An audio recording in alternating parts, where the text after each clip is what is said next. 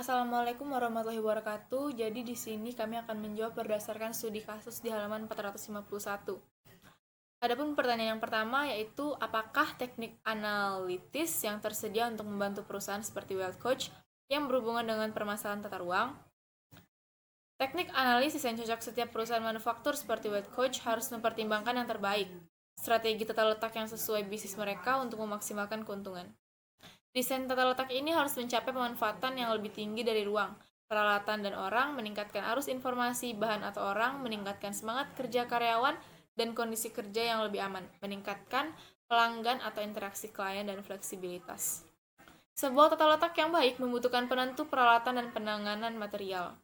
Kapasitas dan kebutuhan ruang juga harus dipenuhi.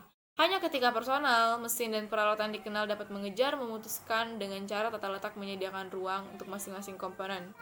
Lingkungan dan estetika juga harus diperhatikan seperti keputusan pada jendela, berkebun, dan tinggi partisi untuk memfasilitasi aliran udara. Komunikasi juga penting dan harus difasilitasi oleh tata letak.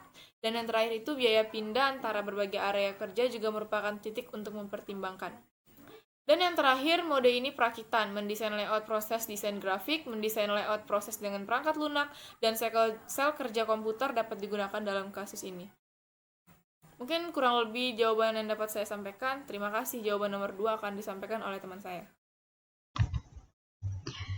Baiklah, saya akan menjelaskan soal studi kasusnya yang nomor 2, yaitu apakah saran yang Anda berikan kepada Bob Collins mengenai tata ruangnya. Nah, saran yang dapat diberikan yaitu Bob Collins itu harus mengatasi masalah di jalur perakitannya, karena nampaknya di jalur perakitannya itu sangat kacau.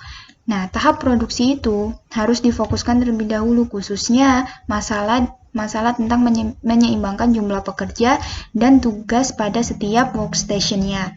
Nah, sedangkan komponen ambulans itu dibuat dalam sel kerja yang berbeda-beda. Tata letak produk itu berorientasi jalur perakitan harus sebanyak mungkin meminimalkan ketidakseimbangan itu. Jadi ketidakseimbangannya itu harus diminimalkan. Nah, manajemen harus membuat aliran lurus dan kontinu dengan minimal menganggur di setiap workstation agar setiap ambulans yang diproduksi pada tingkat tertentu itu manajemen itu tahu peralatannya, alat-alat, dan metode kerja yang digunakan. Nah, dan kebutuhan waktu untuk setiap tugas itu juga harus ditentukan. Manajemen itu harus mendata dengan membuat grafik untuk menentukan apa tugas yang akan dilakukan terlebih dahulu sebelum tugas-tugas yang lain itu dilakukan, dan berapa banyak waktu yang diperlukan untuk menyelesaikan tugas tersebut. Nah, keseimbangan ini dapat dicapai dengan menetapkan tugas perakitan spesifik untuk setiap workstation-nya.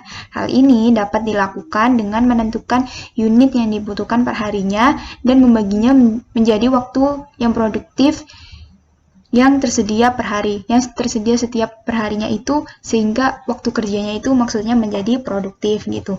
Kemudian menghitung jumlah minimal teoritis workstation-nya. Nah, itulah saran yang dapat diberikan kepada Bob Collins mengenai tata ruangnya. Untuk soal selanjutnya akan dijelaskan oleh teman saya. Terima kasih. Jadi di sini saya akan melanjutkan jawaban dari teman kelompok saya. Nomor 3, bagaimana Anda mengukur efisiensi atau tata ruang ini? Efisiensi dapat dibuktikan jika perakitan dan diperlukan selesai dalam waktu urutan ditentukan, diikuti dan waktu siaga di setiap stasiun kerja diminimalkan. Hal ini juga dianggap efisien jika perusahaan menghemat waktu dan ruang dibandingkan dari tata letak sebelumnya. Sekian dari video penjelasan kami, kurang dan lebihnya mohon dimaafkan. Assalamualaikum warahmatullahi wabarakatuh.